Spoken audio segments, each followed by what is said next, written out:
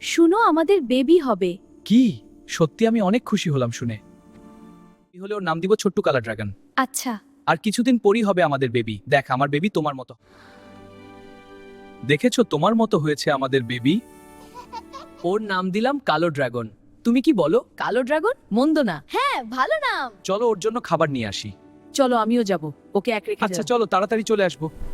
আমরা খাবার আনতে যাচ্ছি বাবা। তুমি এখানে অপেক্ষা করো, আমরা তাড়াতাড়ি ফিরবো। সাবধানে যেও বাবা মা।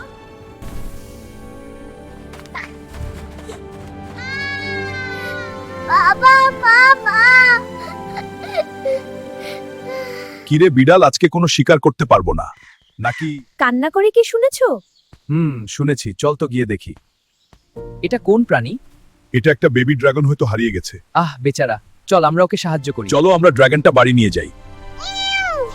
হ্যাঁ চলো।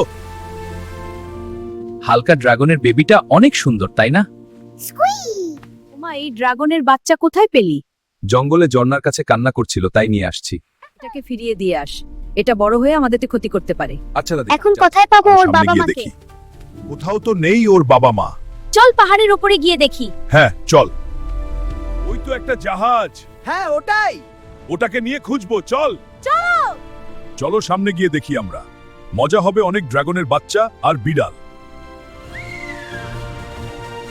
কতদিন হয়ে গেল কোথাও ওর মা বাবাকে পেলাম না। চিন্তা করিস না, আমি আছি, আমরা খুঁজে বের করব। সত্যি ধন্যবাদ হাল্ক। অনেক ভালো লাগছে, চাঁদের আলো। আমরা আকাশের উপরে, ঠান্ডা হাওয়া। খাও, অনেক মজা তাই না হালকা? হ্যাঁ খুব মজা। বেশি খাও, তোমার পেট বড়।